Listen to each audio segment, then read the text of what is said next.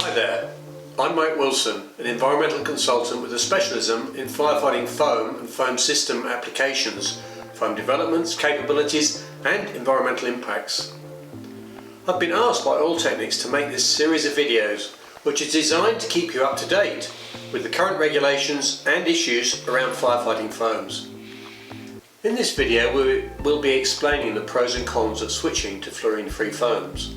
Keep in mind that the weighting of specific pros and cons may differ depending on your specific site and situation. Let's look at the benefits of fluorine-free foams, which are also known as PFAS-free foams. Well, the obvious benefit is that they don't contain PFAS. They are readily biodegradable and don't have persistent or toxic ingredients. They can work well for dispersive applications like fire brigades, airports and so on. Some F3 fire test approvals show very similar fire performance to C6A++s in certain circumstances. That all seems great, but a degree of caution is necessary. There are still a great number of questions to be answered. For example, we know that both drinking water and manufacturing processes sometimes contain trace amounts of PFAS, which may find their way into nominally fluorine-free foam concentrates. In 2022, the US Federal Aviation Administration, or FAA, conducted independent laboratory tests which showed significant PFAS levels from 10 to 87 parts per million in a number of fluorine-free foam concentrates, and these were leading ones.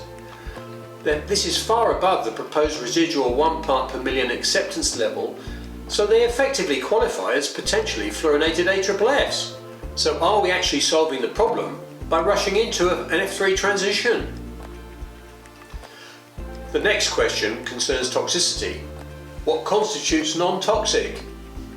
Fluorine-free foams may contain other persistent non-PFAS chemicals of concern, like siloxanes and higher levels of detergent chemicals, which are the most toxic foam ingredient. Overall, fluorine-free foams can be 30 to 300 times more toxic to aquatic organisms like fish and water fleas, and potentially more toxic still to critical wastewater treatment bacteria than C6A++fs. Fluorine-free foams have stable bubbles, so frost lasts for longer in our environment. Prolonged bubble formation can decrease the quality of effluent treatment in wastewater processes by reducing oxygen transfer, which could also affect streams or ponds. In general, fluorine-free foam may need higher application rates to extinguish volatile fuel fires compared to C6 foams. So, more F3 concentrate may be discharged into the environment where it may not be containable. This could cause short-term aquatic toxicity in watercourses and potentially kill fish, for instance. When choosing a fluorine-free foam, you need to ensure that fire test approvals are representative of site conditions, including used and stored bulk fuels.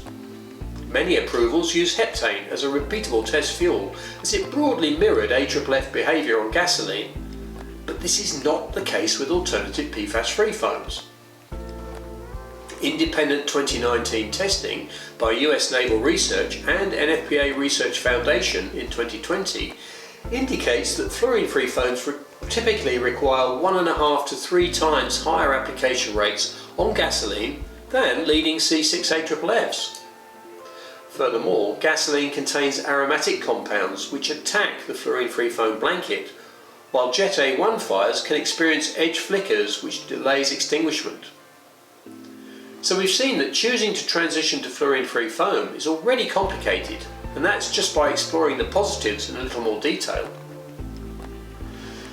Now we need to turn our attention to the potential disadvantages of fluorine-free foams. The first disadvantage is that fluorine-free foams aren't a drop-in replacement for C6A++fs. Higher application rates, higher expansion ratios and gentle delivery are all required when using fluorine-free foams, which results in generally slower fire control times than existing C6A++fs. Additional or alternative delivery devices with higher pressures to try and offset potentially reduced throw distances and drifting effects of wind may prevent foam delivery onto your target hazard area. Many Many fluorine-free foams are quite viscous concentrates, so your site may need to install a different proportioning system for reliable accuracy. This may involve ceasing operations during the installation, testing and commissioning phases. It's possible, particularly at low temperatures and when using seawater ring mains, that fluorine-free foams don't extinguish fires as quickly or effectively as C6 foams. This is a major consideration for refineries and offshore installations, as fluorine-free foams work best with potable water or drinking water. Some fluorine-free foams come with freshwater only approvals. In 2022, Swedish fire tests using seawater generally prolonged extinguishment times compared to C6 foams. In some cases, the F3 extinguishment was totally prevented, so the fire kept burning. It's an understatement to say this can be problematic. It's potentially catastrophic in major coastal refineries, petrochemical plants, offshore installations or marine shipping, where seawater is being routinely used for the firewater ring mains. There's a further issue in that comparatively more fluorine-free foam is required to extinguish a blaze compared to using a C6 foam. Not always, but sometimes. This means more foam and bigger tanks may be required. Weight and space-saving requirements may prevent effective current consideration of fluorine-free foams, particularly offshore, as few non-viscous 1% F3s are currently available. In fact, to my knowledge, there are currently no fluorine-free foams with UL 162 -18 degrees centigrade proportioning capability plus seawater approvals, which are critical for effective year-round operation offshore and for marine ships.